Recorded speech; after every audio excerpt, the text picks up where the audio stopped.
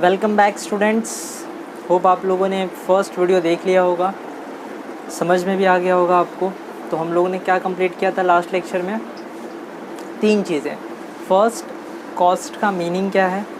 Second, cost के types कितने होते हैं। एंड थर्ड, कॉस्ट शीट का फॉर्मेट क्या है। ठीक है, एक बार क्विक रिविजन कर लेते हैं। फर्स्ट, कॉस्ट का मीनिंग क्या था। कॉस्ट मीन्स जो भी आप पैसा खर्चा करते हो गुड्स को बनाने के लिए, उसको आप क्या बोलते हो? कॉस्ट। कितने टाइप्स के कॉस्ट होते हैं? 2 टाइप्स के, direct cost, indirect cost. Direct cost means वो कॉस्ट जो आप प्रोडक्ट बनाने के लिए करते हो। इनडायरेक्ट कॉस्ट वो कॉस्ट जो आप प्रोडक्ट बन तो गया है, अब उसको सेल करने तक जो भी बीच में खर्चा करो। हाँ या ना? डायरेक्ट कॉस्ट में कितना है? 3। Direct material, direct wages, direct expenses. Indirect में भी ये 3, ऑफिस नहीं, फैक्ट्री, ऑफिस और सेलिंग। ठीक है, चलो। फिर उसके बाद में हम लोगों ने सीखा था कुछ चीज़ें होती हैं जो इग्नोर करनी होती है क्योंकि वो कॉस्टिंग का आइटम नहीं होता है। हाँ या ना? पहला, अब ऑर्डर में ज़रूरी नहीं है उसी ऑर्डर में आप याद रखो, कैसे भी याद रख सकते हो। जैसे goodwill written off, preliminary expenses written off, income tax, bad debts, RDD, loss by fire, loss by theft, gift, donation, charity, etcetera etcetera. हाँ या ना? चलो, तो आज हम लोग क्या स्टार्ट करेंगे? सम्स स्टार्ट करेंगे। तो चलो स्टार्ट करते हैं सम्स। आ जाओ, देखो हम लोग स्टार्ट करने जा रहे हैं क्वेश्चन नंबर 7। आपको मैंने एक पीडीएफ भेजा है। मैंने आपको आज 2 पीडीएफ भेजे ग्रुप में। फर्स्ट पीडीएफ था थियरी जो आपको आपकी नोटबुक में लिखना है, एंड सेकंड था क्वेश्चन बैंक। क्वेश्चन बैंक आपको नहीं लिखना है, वो सिर्फ आपको सम्स देखने के लिए है। ठीक है, तो आप उस पीडीएफ का हो सके तो प्रिंट आउट ले लेना। अगर उसका प्रिंट आउट अगर आप ले लोगे तो आपको बहुत ईजी हो जाएगा, आपको लाइक एक बुक एक्सपीरियंस आएगा। हाँ या ना? चलो देखो question number 7। From the books of accounts of Messer Avadut Enterprises, the following details have been extracted from the quarter ending 31st December 2005। चलो मैं पढ़ना स्टार्ट करूँ। वैसे देखो, आप अगर प्रिंट आउट ले लोगे ना तो आप उसमें मार्क भी कर सकते हो जो भी मैं बोल रहा हूँ, क्योंकि पीडीएफ में आप मार्क तो नहीं कर सकते। तो बेटर होगा कि आप उसका क्या कर लो, प्रिंट आउट ले लो। Black and white print out ले लोगे तो भी चलेगा। ठीक है, चलो। पहला, स्टॉक ऑफ मटेरियल, आगे लिखा हुआ है ओपनिंग। याद आया कुछ? हम लोग ने एक फॉर्मूला लिखा था डायरेक्ट मटेरियल में, कॉस्ट शीट याद करो। या आपने कॉस्ट शीट याद किया? बताओ मुझे कॉस्ट शीट में आपने क्या पढ़ा, मुझे कैसे याद किया? चलो एक बार रिवाइज कर लेते हैं, कॉस्ट शीट रिवाइज कर लेते हैं। पहले क्या था बोलो? सबसे पहले रॉ मटेरियल कंज्यूम, उसके बाद क्या था? Opening stock of raw material, add purchases, add carries inward, less closing stock. तो क्या मिल जाएगा आपको? रॉ मटेरियल कंज्यूम का फिगर। फिर direct wages, direct expenses, total करोगे प्राइम कॉस्ट। इसमें क्या ऐड करोगे? फैक्ट्री ओवरहेड्स के कुछ खर्चे होंगे, ऐड करोगे। ऐड करने के बाद जो मिलेगा वो क्या होगा? Gross factory cost. उसमें ऐड करोगे ओपनिंग WIP, लेस करोगे क्लोजिंग WIP, तो क्या मिलेगा? Factory cost. अब ये मिलने के बाद आप इसमें क्या ऐड करोगे? ऑफिस के खर्चे। जैसे ही ऑफिस के खर्चे ऐड करोगे क्या मिल जाएगा आपको? Cost of production. फिर उसमें क्या ऐड करोगे? ओपनिंग फिनिश गुड्स, क्या माइनस करोगे? क्लोजिंग फिनिश गुड्स, क्या मिल जाएगा? Cost of goods sold. फिर उसमें क्या ऐड करोगे? Selling and distribution.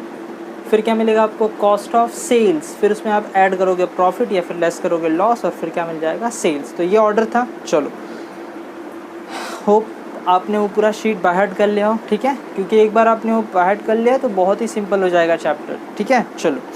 पहला है स्टॉक ऑफ मटेरियल, ओपनिंग लिखा हुआ है। मुझे बताओ ये कहाँ जाएगा? ये opening stock of raw material हुआ तो कहाँ जाएगा? RMC। याद करो फॉर्मेट में सबसे पहले ये opening stock of raw material, ये वही है। ठीक है, तो आप उसके आगे सिर्फ लिखना है आपको RMC। RMC means raw material consume. तो अपने को करना क्या है? बस एक नाम लिख देना जिससे पता चलेगा कि ये आइटम कहाँ का है, RMC का है। डन, ठीक है। सेकेंड, स्टॉक ऑफ मटेरियल लिखा हुआ है क्लोजिंग, ये भी कहाँ पे जाएगा? RMC में, बट क्या होगा? लेस होगा। कुछ भी होगा आप लिख दो उसके आगे RMC, क्योंकि वो कहाँ जाने वाला है? RMC में। ठीक है। परचेसेस ऑफ मटेरियल, ये आप बताओ कहाँ जाएगा?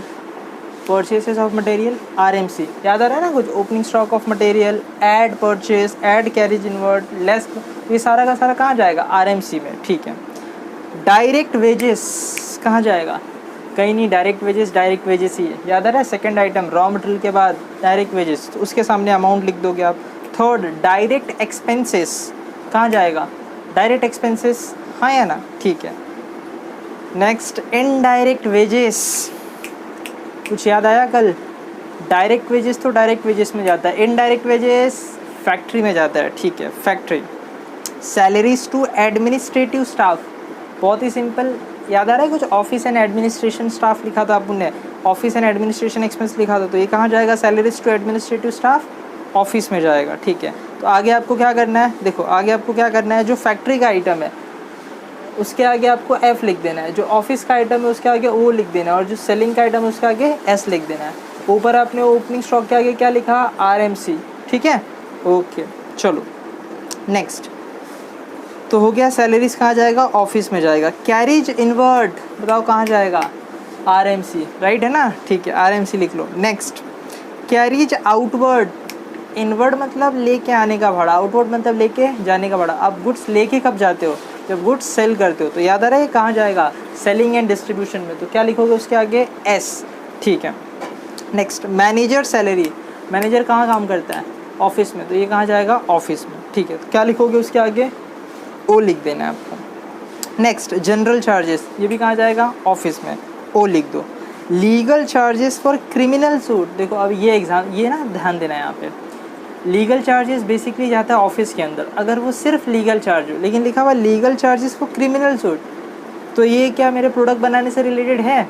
सोचो, क्रिमिनल सूट के लिए अगर अपने लीगल चार्जेस दिया हुआ है, कुछ किया होगा कंपनी ने उल्टा सीधा, उसके लिए आपने कुछ लीगल चार्जेस भरे हुए हैं, तो क्या ये प्रोडक्ट बनाने से रिलेटेड खर्चा है, आंसर नहीं। तो आना चाहिए कि नहीं आना चाहिए। कल मैंने यहाँ पे आइटम्स टू बी इग्नोर्ड में ये चीज़ नहीं लिखी थी, लेकिन आप सोच के बताओ इसको अपने कॉस्ट शीट में आना चाहिए कि नहीं आना चाहिए।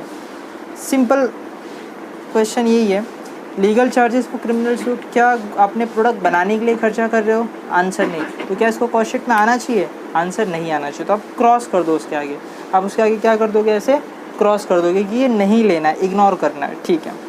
नेक्स्ट, कमीशन ऑन सेल्स कहाँ जाएगा, सेलिंग एंड डिस्ट्रीब्यूशन, S लिख दो उसके आगे। चलो नेक्स्ट, फ्यूल कहाँ जाएगा, फ्यूल, फैक्ट्री, F लिख दो उसके आगे। नेक्स्ट, इलेक्ट्रिसिटी चार्जेस, ब्रैकेट में लिखा हुआ है फैक्ट्री, कहाँ जाएगा, फैक्ट्री में।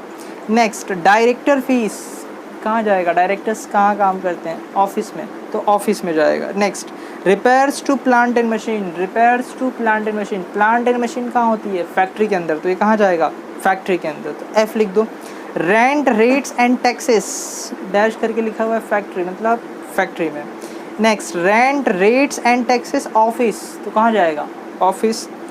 Depreciation on plant and machine, plant and machine पर डेप्रिसिएशन आया, कहाँ जाएगा, फैक्ट्री में। देखो तीन टाइप के एसेट्स होते हैं, एक जो यूज़ होता है फैक्ट्री के अंदर, एक जो यूज़ होता है ऑफिस के अंदर, और एक जो यूज़ होता है सेलिंग के लिए। फैक्ट्री में कौन से एसेट्स यूज़ होते हैं, प्लांट एंड मशीन, हाँ या ना, तो अगर प्लांट एंड मशीन पे डेप्रिसिएशन है तो कहाँ जाएगा, फैक्ट्री में। ऑफिस में कौन से एसेट्स यूज़ होते हैं, फर्नीचर, कंप्यूटर, अरे हाँ या ना, तो इन पे डेप्रिसिएशन आया तो ऑफिस के अंदर। और वो कौन से एसेट जो आप सेलिंग के लिए यूज़ करते हो, तो डिलीवरी वैन, व्हीकल्स, ये सब क्यों यूज़ करते हो आप, गुड्स को डिलीवरी करने के लिए, तो इस पर डेप्रिसिएशन आया तो सेलिंग एंड डिस्ट्रीब्यूशन में। तो फिलहाल क्या है, depreciation on plant and machine कहाँ जाएगा, फैक्ट्री में, ठीक है। डेप्रिसिएशन ऑन फर्नीचर, बोलो अभी भी मैंने बताया, डेप्रिसिएशन ऑन फर्नीचर ऑफिस में जाएगा। सेल्समैन सैलरी, सिंपल, सेलिंग में जाएगा। ऑडिट फीस, सोच के बताओ, ऑडिट फीस याद है ना, अपन ने लास्ट ईयर पढ़ा है, पूरा ऑडिटिंग पूरा सब्जेक्ट ही था। जब ऑडिटर आपके ऑफिस में आएगा ऑडिट करने के लिए, तो आप उसको फ़ीस दोगे, तो ये जनरली खर्चा कहाँ पे जाता है, ऑफिस में जाता है, क्योंकि फैक्ट्री का खर्चा है नहीं और ना ये सेलिंग के लिए करते, तो बचा क्या, खाली ऑफिस, तो ये खर्चा कहाँ पे ट्रीट होता है, ऑफिस में। कोई डाउट यहाँ तक, ठीक है, आगे बढ़ते हैं। फर्स्ट, अब एडजस्टमेंट देखना ध्यान से। The managers time is shared between the factory and the office in the ratio of 20:80। अब देखो, हम लोग ने ऊपर मैनेजर का जो सैलरी दिया हुआ है उसको हम लोग ने पूरा का पूरा कहाँ ट्रीट कर लिया था, ऑफिस में। सही भी अगर ये एडजस्टमेंट नहीं दिया होता तो मैं पूरा का पूरा कहाँ लिख देता, ऑफिस में। लेकिन नीचे हम लोग ने क्या बोल दिया एडजस्टमेंट में, मैनेजर अपना टाइम फैक्ट्री में भी दे रहा है, ऑफिस में भी दे रहा है, तो खर्चे को भी तो बांटना पड़ेगा ना, ऑफिस और फैक्ट्री में। तो चलो बांट देते हैं। मैनेजर सैलरी के सामने बताओ अमाउंट कितना लिखा हुआ है, 72,000। उसको आपको बांटना है 20:80 में। ये 20:80 मतलब 2:8 बोल सकते हैं कि नहीं बोल सकते हैं, बोल सकते हैं। तो चलो आप 72,000 को 2:8 में बांटो। सीखा ही हम लोग ने कैसे बांटते हैं, हाँ या ना। अगर नहीं सीखा है तो चलो मैं अभी आपको बताता हूँ कैसे बांटते हैं। देखो 72,000 लिखा हुआ है, तो आप कैलसी पे लिखोगे 72,000। बांटना किस में है, सोचो, बांटना किस में है, 2:8 में। बांटना किस में, 2:8 में।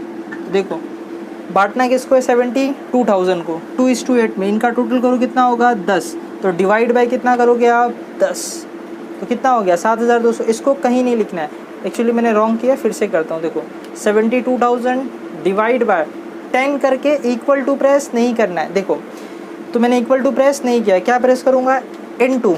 अब पहला कितना है 2, तो करूँगा 2 इक्वल टू कितना है 14,400। तो जहाँ 72,000 लिखा है ना मैनेजर सैलरी के आगे, इसका करो 2 पार्ट, यहाँ लिखो 14,400। देखो मैंने अभी तक कैलसी को कुछ किया नहीं है। अब लिखा हुआ 8 इक्वल टू कितना है 57,600, 57,600। तो ये हो गया 2, ये हो गया 8। हाँ या ना। अगर आप देखोगे ना बुक में तो पहला नाम लिखा है फैक्ट्री का, फिर लिखा है ऑफिस का। मैं लाइन फिर से रीड करता हूँ, the managers time is shared between the factory and the office. मतलब पहले फैक्ट्री फिर ऑफिस, तो पहले 20 लिखा है मतलब वो फैक्ट्री का, और फिर ऑफिस लिखा है मतलब 80 ऑफिस का। इसका मतलब ये है फैक्ट्री का और ये है ऑफिस का। अरे हाँ या ना, बहुत ही सिंपल। पहले फैक्ट्री लिखा है फिर ऑफिस, तो ये रहा फैक्ट्री का और ये रहा ऑफिस का। कोई डाउट यहाँ पे? ठीक है, चलो कैलसी पे एक बार और देखो मैंने कैसे किया। बांटना किसको था 72,000 को, तो मैंने लिखा पहले 72,000। बांटना किसको है 2:8 में बांटना है, तो मैंने इसका पहले ले लिया टोटल कितना होगा 10। तो मैंने किया divide by 10 equal to press नहीं करना है। ध्यान से देखो, मैंने प्रेस किया मल्टीप्लाई, अब भी कुछ नहीं करना है। अब कितना लिखा है 2, तो फर्स्ट 2 फिर प्रेस करना है, अब इक्वल टू प्रेस करना है। कितना आया 14,400, ये रहा। फिर कितना है 8, तो फिर आपको यहाँ पे 8 प्रेस करना है, फिर आपको यहाँ पे इक्वल टू प्रेस करना है। कितना है 57,600, तो 57,600। होप आपको समझ में आया अच्छे से। ठीक है, चलो आगे बढ़ते हैं। तो इसका मीनिंग समझा आपको। अब मैनेजर सैलरी हम लोग ऑफिस में नहीं डालेंगे पूरा, इसके पहले तो लिखा था पूरा का पूरा ऑफिस में डालेंगे, लेकिन एडजस्टमेंट ने बोल दिया इतना फैक्ट्री में डालना है इतना ऑफिस में, तो हम लोग भी क्या करेंगे, इतना फैक्ट्री में डाल देंगे इतना ऑफिस में डाल देंगे। कोई डाउट? ठीक है, next point number 2, carries outward include 7,500 being carries inward on plant and machine. Important point, carries outward के अंदर इंक्लूड है, कितना इंक्लूड है 7,500 रुपये। Being carries inward on plant and machine, और वो 7,500 किसका है, कैरीज इनवर्ड का। वो कैरीज इनवर्ड जो आपने प्लांट एंड मशीन पे दिया था। अब सुनना ध्यान से, हम लोगों ने कोई प्लांट एंड मशीन खरीदा है, तो जहाँ से खरीदा है वहाँ से फैक्ट्री तक लाने के लिए भाड़ा देना पड़ेगा। उस भाड़े को आप क्या बोलोगे, carries inward on plant and machine. कितना है 7,500। लिखना चाहिए था पता है आपको इसको कहाँ पे, कैरीज इनवर्ड में ना, ये कैरीज इनवर्ड में नहीं जाएगा, ये जाएगा प्लांट एंड मशीन में ऐड होगा। याद करो ना, हम लोग ने सीखा था 13 के अंदर जब आप पढ़ रहे थे रेवेन्यू एक्सपेंडिचर कैपिटल एक्सपेंडिचर, तो उसमें एक चीज़ हम लोगों ने सीखा था कॉस्ट कॉन्सेप्ट, जिसमें हम लोगों ने सीखा था कि कंपनी एसेट खरीदने से लेके बेचने तक नहीं, खरीदने से लेके रेडी टू यूज़ तक जो भी खर्चा करती है सब ऐड होता है। अरे याद आया कुछ? मतलब एसेट खरीदा 5 लाख का, एग्जांपल ले रहा हूँ, एसेट खरीदा 5 लाख का, लाने का भाड़ा दिया 10,000 और उसको इंस्टॉल करने का दिया 40,000, तो एसेट में ना ये सारे के सारे खर्चे 10 और 40 ऐड हो जाएंगे, समझे आप? तो इसका मतलब ये 7,500 प्लांट एंड मशीन में ऐड होगा। मज़े की बात है, प्लांट एंड मशीन लिखते कहाँ पे हैं, बैलेंस शीट में। मेरा क्वेश्चन है आपसे, इस चैप्टर में आपको बैलेंस शीट बनाना है कि नहीं बनाना है? आंसर नहीं बनाना है। तो ये 7,500 आपको प्लांट एंड मशीन में ऐड करना है, नहीं करना है, क्योंकि बनाना ही नहीं है आपको बैलेंस शीट। लेकिन एक चीज़ तो करना है, आपने गलती से कहाँ इंक्लूड कर दिया, कैरीज आउटवर्ड में। तो गलती को सुधारने के लिए आप क्या करोगे? मेरा क्वेश्चन है आपसे, अगर गलती से आपने कैरीज आउटवर्ड में 7,500 लिख दिया है, तो गलती सुधारने के लिए क्या करोगे? सर कैरीज आउटवर्ड में से निकाल देंगे, बस वही करना है। तो जाओ अब जहाँ कैरीज आउटवर्ड लिखा हुआ है, देखो उसके सामने कितना लिखा है 37,500, तो उसके राइट में या उसके लेफ्ट में कहीं लिख दो ऐसे -7,500। हाँ या ना? अब देखो जैसे जहाँ पे लिखा हुआ है 37,500, तो इसके यहाँ भी जगह है, यहाँ भी जगह है, यहाँ भी लिख सकते हो -7,500, तो याद रहेगा माइनस करना है। हाँ या ना? माइनस क्यों किया? क्योंकि सर गलती से ऐड हो गया है तो लेस भी तो करना पड़ेगा ना। ठीक है, चलो next point number 3, selling price is the 120% of the cost price. मतलब जो अपना सेलिंग प्राइस है वो अपने कॉस्ट का 120% है। ये पॉइंट अपन अच्छे से समझेंगे जब सम एंड हो जाएगा, ठीक है ना। चलो एक और चीज़ बताऊँ मैं आपको, क्या आपको कुछ याद आ रहा है? जब हम लोग ने 11th 12th में फाइनल अकाउंट पढ़ा था तो सीखा था हर एडजस्टमेंट में कम से कम कितने इफेक्ट होते हैं? 2 इफेक्ट होते हैं। याद आ रहा है कुछ? हम लोग ने सीखा था जब भी कोई एडजस्टमेंट आएगा जिसके कम से कम कितने इफेक्ट होंगे? 2। तो यहाँ भी तो एडजस्टमेंट्स थे, लेकिन हम लोग ने उसके इफेक्ट कितने दिए? सिर्फ एक। पहले वाले को बांटना था, बांट दिए। दूसरे वाले में कहा है कि 7,500 गलती से ऐड है, आपको एक्सक्लूड कर देना है। देखो एक इफेक्ट कहाँ पे आता है? P&L में, और एक इफेक्ट कहाँ आता है? बैलेंस शीट में। मज़े की बात है, बैलेंस शीट बनाने वाले हो क्या? नहीं। तो यहाँ पे कितने इफेक्ट आएंगे? सिर्फ एक इफेक्ट, हाँ या ना? ठीक है, चलो तो स्टार्ट करूँ मैं सम करना? चलो मेरे साथ फॉर्मेट बनाओगे आप। फॉर्मेट कैसा दिखेगा हम लोग ने कल डिस्कस कर लिया है। चलो तो हम लोग बनाते हैं format.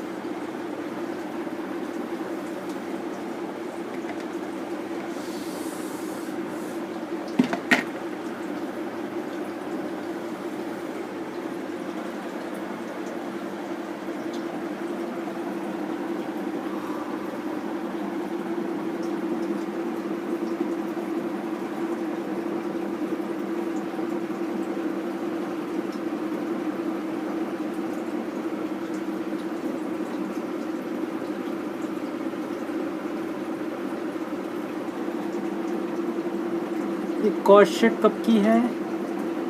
Cost sheet for the quarter ending. देखो ध्यान से देखो क्या लिखा हुआ है वहाँ पे, क्वार्टर एंडिंग लिखा हुआ है। तो आपको भी यहाँ पे क्या लिखना है? Quarter ending. क्या डेट दी हुई है? 31 दिसंबर 2005। ठीक है, चलो यहाँ पे क्या लिखना होता है? यहाँ पे लिखना होता है क्वांटिटी मैन्युफैक्चर। फिर क्या लिखना होता है? Quantity sold. अब मज़े की बात है, ये दोनों की दोनों चीज़ें कहाँ आएंगी पता है आपको? टाइप 2 में, टाइप 1 में नहीं। यहाँ पे क्या लिखते हो आप? वर्किंग। ये क्या है आपका? Total cost. तो फॉर्मेट रेडी। बताओ सबसे पहले टॉप पे क्या लिखोगे आप? कंपनी का जो ओनर है उसका नाम। फिर क्या लिखोगे? क्या बना रहे हो। फिर quantity manufacture, quantity sold, working, total cost. ये हम लोग कौन सा सम कर रहे हैं? टाइप 1। टाइप 2, टाइप 3 इसके बाद आएगा। ठीक है, कितने कॉलम है? सिर्फ 2 कॉलम। क्यों 2 कॉलम है? हम लोग ने कल सीखा था तो 3 कॉलम थे, क्योंकि उसमें कॉस्ट पर यूनिट का भी कॉलम था। कॉस्ट पर यूनिट का कॉलम कब आएगा? टाइप 2 में आएगा। ठीक है, मैं स्टार्ट करूँ सबको करना? चलो मेरे साथ स्टार्ट करो आप लोग भी।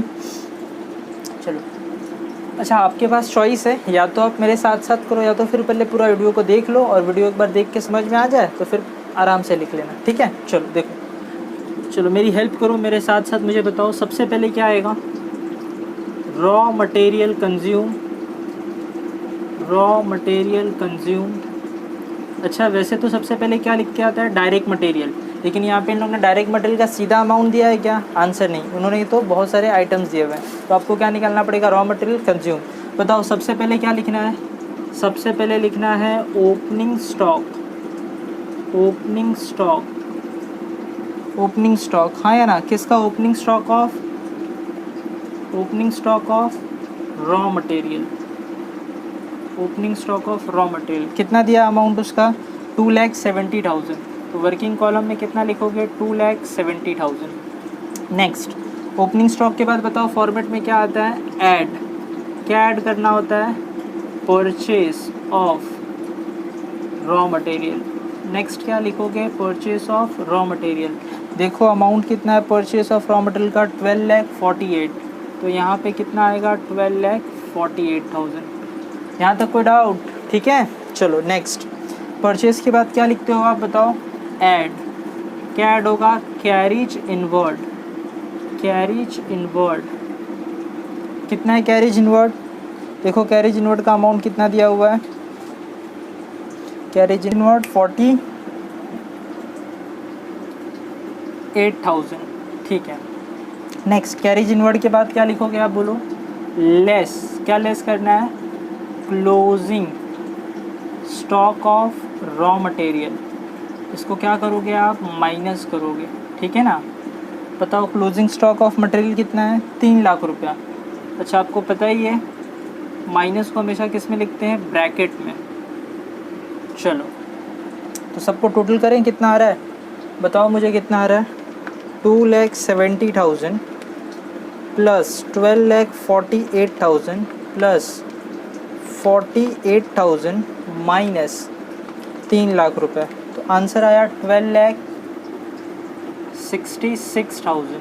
ठीक है ना, चेक कर लें, 270 12 माइनस 3 लाख, 12,66,000। चलो तो एक चीज़ आ गई, डायरेक्ट मटेरियल पूरा हुआ। बताओ सेकंड क्या होता है, डायरेक्ट वेजेस। क्वेश्चन में गिवन है कि नहीं गिवन है, आंसर दिया हुआ है।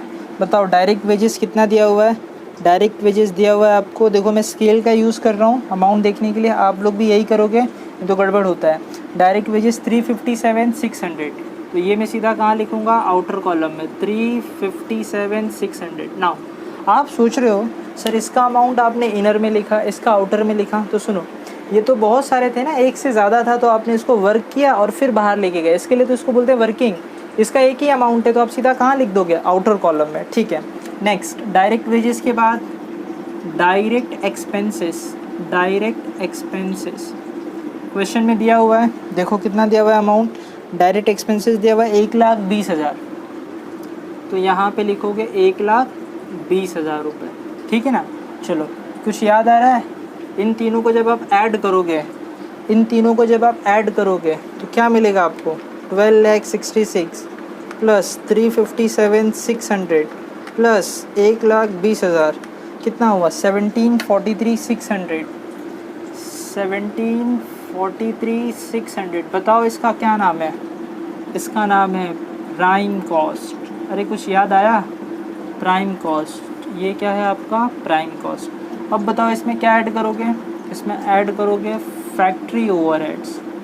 फैक्ट्री ओवरहेड्स मतलब सारे फैक्ट्री के खर्चे। चलो मुझे बताओ कौन कौन से फैक्ट्री के खर्चे, लाइन से मुझे बताते जाओ कौन से फैक्ट्री के खर्चे। सबसे पहले है indirect wages.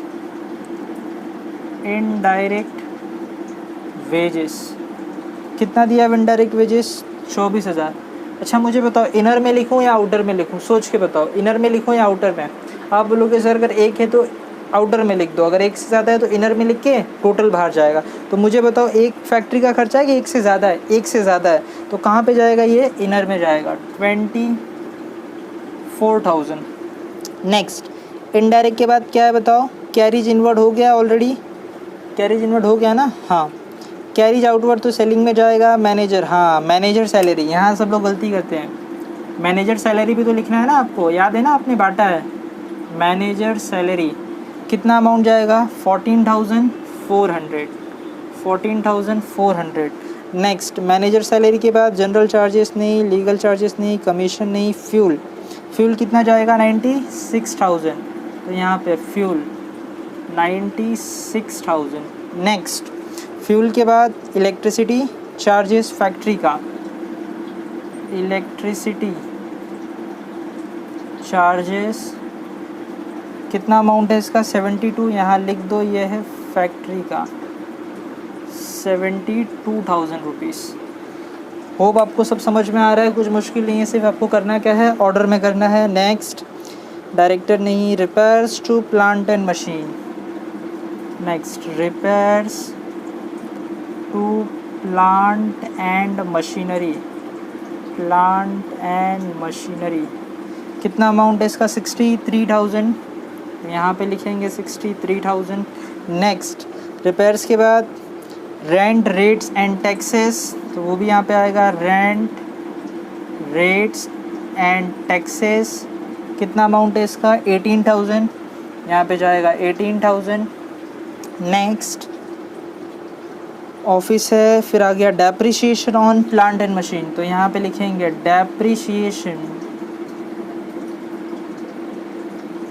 Depreciation on plant and machinery, plant and machinery कितना अमाउंट है इसका, 45,000, तो यहाँ पे लिखोगे 45,000। नेक्स्ट डेप्रिसिएशन फर्नीचर नहीं, ऑडिट फीस नहीं, तो आपने सब कुछ लिख दिया, कुछ बाकी है, आपने सब कुछ लिख दिया। तो ये वो खर्चे थे जिसको आपने क्या मार्क किया था, फैक्ट्री। ना अब क्या करना है आपको, बोलो अब क्या करना है, टोटल करना है। अरे हाँ या ना, चलो टोटल करो, बताओ कितना आएगा। सबसे पहले कितना है 24,000 plus 14,400 plus 96,000 plus 72,000 plus 63,000 plus 18,000 plus 45,000, कितना अमाउंट हो गया 332। चेक कर लेते हैं, 24, 14,400, 96, 72, 63, 18, 45, तो आ गया 332, 400। तो यहाँ पे आप लिख दोगे 332, 400। अब मेरा एक क्वेश्चन है आपसे, अब प्राइम कॉस्ट को इसमें ऐड कर दोगे कि नहीं, ऐड कर दोगे, तो चलो ऐड कर दो। प्लस 1743 600 आ गया 20 लाख 76,000। मुझे बताओ इसका क्या नाम है, जल्दी बताओ इसका क्या नाम है। फैक्ट्री कॉस्ट ना ये क्या है, ग्रॉस फैक्ट्री कॉस्ट, या फिर इसका एक और नाम वर्क कॉस्ट, ठीक है ना। तो ये क्या मिल गया आपको, ग्रॉस फैक्ट्री कॉस्ट। अब इसमें क्या ऐड और लेस करना है, add opening stock of WIP less closing stock of WIP। क्या क्वेश्चन में WIP ओपनिंग क्लोजिंग दिया है, आंसर नहीं दिया है। डैश तो कितना आ गया 20,76,000। बताओ इसका क्या नाम है, इसका नाम है फैक्ट्री कॉस्ट, इसका ही दूसरा नाम क्या है, दूसरा नाम है वर्क कॉस्ट। कोई डाउट, ठीक है। अच्छा, क्या आपको पता था जब यहाँ पे कुछ भी नहीं है तो आप इस फिगर को ही फैक्ट्री कॉस्ट लिख सकते थे, आंसर लिख सकते थे। तो हम लोगों ने इतना क्यों किया, फर्स्ट सम है तो समझने के लिए आप उन्हें पूरा लिखा, ठीक है ना। चलो अब बताओ इसमें आप क्या ऐड करते हो, इसमें आप ऐड करते हो ऑफिस एंड, मैं थोड़ा सा नीचे लिखता हूँ, इसमें आप ऐड करोगे ऑफिस एंड एडमिनिस्ट्रेशन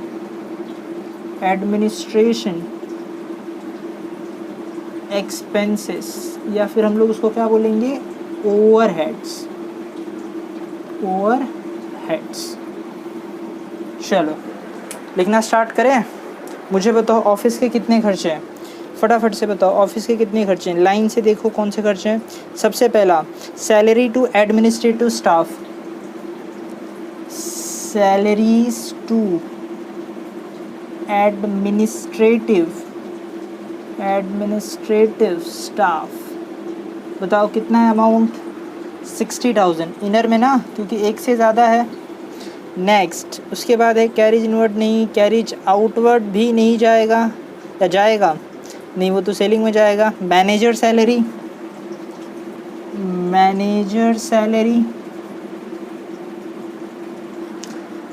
तो फैक्ट्री का तो फैक्ट्री में डाल दिया आपने। ऑफिस का कितना था 57,600। कोई डाउट चाहिए तो आप इसके आगे लिख देना, ये फैक्ट्री वाला पोर्शन था, और ये ऑफिस वाला पोर्शन है, ठीक है ना। चलो नेक्स्ट, मैनेजर सैलरी हो गया। जनरल चार्जेस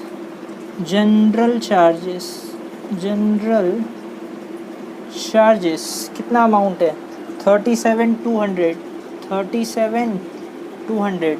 नेक्स्ट इसके बाद क्या है, लीगल चार्जेस कैंसिल, कमीशन नहीं आएगा, फ्यूल नहीं आएगा, इलेक्ट्रिसिटी नहीं आएगा। डायरेक्टर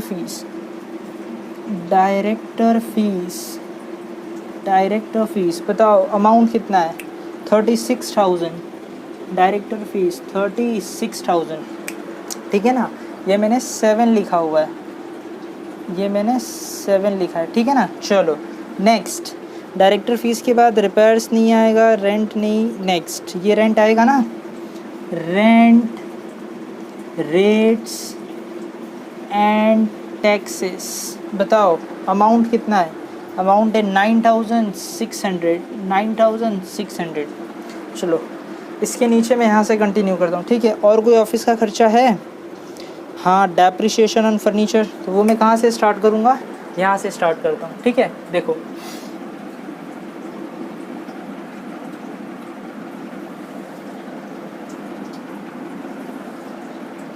चलो यहाँ से लिखूँ मैं, कौन सा खर्चा है, डेप्रिसिएशन ऑन फर्नीचर। चलो ये बुक मैं ले लेता हूँ, depreciation on furniture, depreciation on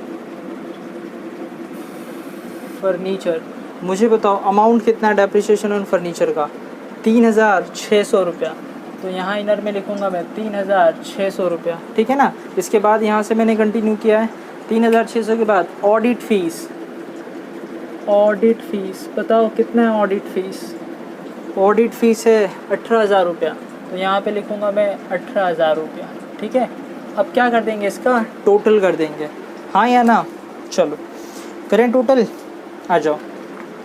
सबसे पहले 60,000, फिर इसके बाद 57,600, फिर 37,200, फिर 36, फिर 9,600, फिर 3,600, फिर 18,000 रुपया।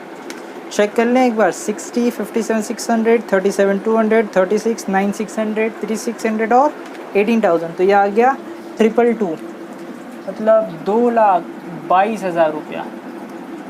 अब मुझे बताओ इस 2076 में ये ऐड होगा कि नहीं होगा, ऐड होगा। चलो तो इस अमाउंट में 2076 में ये ऐड करते हैं, 2076 कितना आएगा, 22,98,000। चलो मुझे फटाफट से इसका नाम बताओ, मैं आपसे पूछ रहा हूँ इसका नाम क्या है, जल्दी बताओ। इसका नाम है कॉस्ट ऑफ प्रोडक्शन। इसका क्या नाम है, कॉस्ट ऑफ प्रोडक्शन। ये मिल गया आपको कॉस्ट ऑफ प्रोडक्शन। चलो एक और बात, आपने जब थ्योरी लिखा होगा तो यहाँ पे लिखा है कॉस्ट ऑफ, बोलो क्या लिखा है, कॉस्ट ऑफ गुड्स प्रोड्यूस। इसको क्या बोलते हो आप, कॉस्ट ऑफ प्रोडक्शन। तो अब से हम लोग ये वर्ड लिखेंगे क्योंकि ये ज़्यादा वर्ड जो एक्सेप्टेड वर्ड है, जो ज़्यादा लोग यूज़ करते हैं, वो कौन सा वर्ड है, कॉस्ट ऑफ प्रोडक्शन। तो हम लोग ये लिखेंगे, सिंपल भी है ना। चलो कॉस्ट ऑफ प्रोडक्शन के बाद बताओ इसके बाद क्या आएगा, selling and distribution.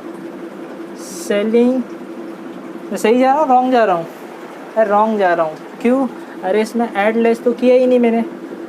Add less क्या ऐड करूँ मैं, opening stock, opening stock of finish goods, closing stock, closing stock of finish goods. क्या दोनों ही दिया है क्वेश्चन में, आंसर दोनों ही नहीं है। तो 22,98,000 वही आ गया। इसका नाम, अब इसका नाम है कॉस्ट ऑफ गुड्स सोल्ड, बराबर। आपने जो थ्योरी में लिखा हुआ है वो यहाँ पे क्या लिखा हुआ है, कॉस्ट ऑफ गुड्स प्रोड्यूस ऊपर है, और यहाँ पे लिखा है कॉस्ट ऑफ गुड्स सोल्ड या प्रोड्यूस गुड्स सोल्ड, जो भी लिखा हो, ठीक है। तो यहाँ पे आप क्या वर्ड लिखेंगे अब से, कॉस्ट ऑफ प्रोडक्शन, और यहाँ पे क्या लिखेंगे, कॉस्ट ऑफ गुड्स सोल्ड, ठीक है। इसके अंदर क्या ऐड करना है, सेलिंग एंड डिस्ट्रीब्यूशन ओवरहेड्स, ये मैंने लिखा है OHS, ओवरहेड्स का शॉर्ट फॉर्म, ठीक है। चलो मुझे बताओ कितने सेलिंग ओवरहेड्स है, फटाफट से बताओ, लाइन से फटाफट से सेलिंग ओवरहेड्स मुझे बताओ। सबसे पहले है कैरीज आउटवर्ड 37,500, कैरीज आउटवर्ड 37,500। अरे मैं कुछ मिस्टेक नहीं कर रहा हूँ, मैं मिस्टेक कर रहा हूँ। 37,500 में से कितना माइनस करना था, 7,500, मतलब यहाँ पे कितना आएगा, खाली यहाँ पे आएगा 30,000 रुपया। तो सही है ना। चलो नेक्स्ट, कैरीज आउटवर्ड के बाद मैनेजर नहीं, जनरल नहीं आएगा, लीगल नहीं। Commission on sales 28,000 rupees, commission on sales, commission on sales. Amount, amount कितना था इसका, 28,000 रुपीज़, 28,000 रुपीज़। नेक्स्ट, कमीशन के बाद fuel, electricity, director fees, repairs, rent, depreciation, depreciation नहीं आएगा। Salesman salary 50,000, salesman salary, salesman salary 50,000, 50,000, ठीक है। सेल्समैन हो गया। ऑडिट फीस नहीं आएगा, ठीक है। अच्छा, सेल्समैन में यहाँ पे ई कर देना, सेल्समैन सैलरी, ठीक है ना। चलो बस 3 ही की और है, मुझे तो 3 ही दिखा।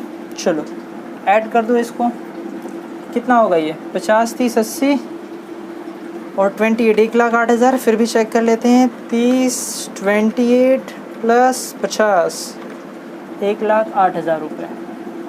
मुझे बताओ इसको क्या करना है, सिंपल ऐड करना है। चलो ऐड कर दो, किस में ऐड कर देंगे, 2298 में ऐड कर दोगे तो कितना हो जाएगा, 24,06,000 रुपीज़। बताओ इसका नाम क्या है, इसका नाम है कॉस्ट ऑफ सेल्स। क्या नाम है इसका, कॉस्ट ऑफ सेल्स। अच्छा, कॉस्ट ऑफ सेल्स का एक और नाम मैंने बताया था आपको, याद करो, कॉस्ट ऑफ सेल्स का एक और नाम बताया था, बोलो क्या था वो, टोटल कॉस्ट था। क्या था वो, टोटल कॉस्ट। ठीक है, चलो स्टार्ट। यहाँ तक समझा कि नहीं समझा आपको, कोई डाउट यहाँ तक, ठीक है। चलो थर्ड पॉइंट हम लोग ने बोला था मैंने लास्ट में सीखेंगे। देखो थर्ड पॉइंट क्या लिखा हुआ है, selling price is the 120% of the cost price. Now ध्यान से सुनो, इसके बाद क्या आएगा, या तो प्रॉफिट या तो लॉस। तो मुझे तो पता नहीं है प्रॉफिट हो रहा है लॉस, तो मैं एक लाइन यहाँ पे छोड़ रहा हूँ, ध्यान से देखना, यहाँ पे मैं एक लाइन छोड़ रहा हूँ और फिर लिख रहा हूँ सेल्स, क्योंकि एक लाइन छोड़ना पड़ेगा ना प्रॉफिट या लॉस के लिए। लेकिन मुझे सेल्स पता है। उन लोगों ने देखो क्या कहा, selling price is 120% of cost price, मतलब जितना भी कॉस्ट प्राइस होगा उसका 120% ले लोगे तो क्या मिल जाएगा, सेलिंग प्राइस। अच्छा, तो मेरा कॉस्ट कितना है, यही तो मेरा कॉस्ट है, तो मैं यहाँ पे लिखूँगा 24,06,000, ये मेरा कॉस्ट है। अच्छा, वहाँ पे उस कॉस्ट का मतलब क्या जानते हो आप, उस कॉस्ट का मतलब है टोटल कॉस्ट। और टोटल कॉस्ट क्या होता है, टोटल कॉस्ट क्या होता है, यही होता है टोटल कॉस्ट। इसका कितना परसेंट बोला लेने के लिए, 120%। तो लो मैं यहाँ पे ले लेता हूँ 120%। मुझे बताओ कितना आएगा, मुझे बताओ कितना आएगा, 24,06,000 इंटू 120%, अमाउंट आ रहा है 28,87,200, 28,87,200। चलो मुझे सोच के फटाफट से आंसर दो। मेरा कॉस्ट गुड्स बनाने का था 24,06,000, बेचा कितने में मैंने, 28,87 में। मुझे प्रॉफिट होगा या लॉस होगा, सोच के आंसर दो।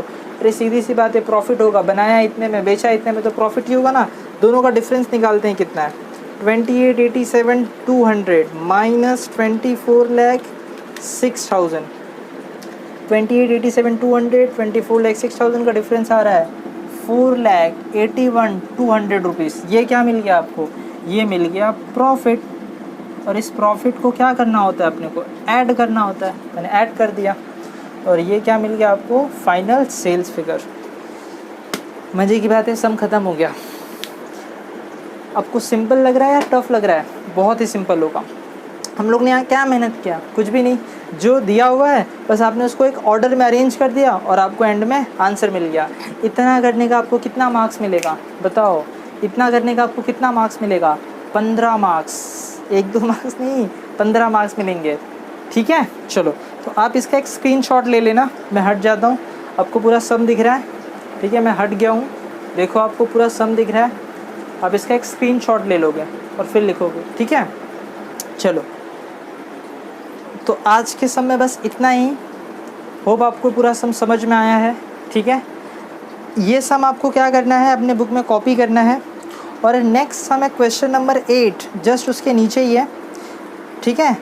उसको आपको मार्क भी खुद ही करना है, सॉल्व भी खुद ही करना है। अच्छा, मैं मार्क क्यों नहीं करवा रहा हूँ सम को, क्योंकि अगर आप खुद सॉल्व करोगे तो आपको पता चले कि डिफ़िकल्टी क्या होती है, ठीक है। तो नेक्स्ट लेक्चर में हम लोग करेंगे क्वेश्चन नंबर 8। तब तक के लिए आप ये क्वेश्चन लिख लोगे अपने नोटबुक में। अच्छा, आपको लिखना क्या है नोटबुक में, पहले तो जो मैंने थ्योरी भेजा है वो क्वेश्चन बैंक नहीं लिखना है, आपको सिर्फ उसका प्रिंट आउट ले लेना है। और थर्ड, ये जो भी सब हम लोग सीखेंगे उसको आपको लिखना है अपने नोटबुक में। तो आज आप क्या करोगे, वैसा मान के चल रहा हो, अपने थ्योरी लिख लिया होगा अपने नोटबुक में, नहीं लिखा है तो जल्दी लिख लेना और फिर ये सम्स लिख लेना, ठीक है। उसके बाद से क्वेश्चन नंबर जो 8 है, जो हम लोग कल करने वाले हैं, इसको आप ट्राई करोगे। कहाँ ट्राई करोगे, अपने रफ बुक में। लास्ट ईयर 14 की कोई बुक बची होगी ना, जो आधी भरी होगी आधी खाली होगी, तो उसमें रफ में ट्राई करना, रॉन्ग होगा चलेगा। समझ में आ रहा है आपको, ट्राई करोगे तो कॉन्फिडेंट लेवल बढ़ता है, हाँ या ना। आज के लेक्चर में बस इतना ही, मिलते हैं नेक्स्ट लेक्चर में, ठीक है, बाय बाय।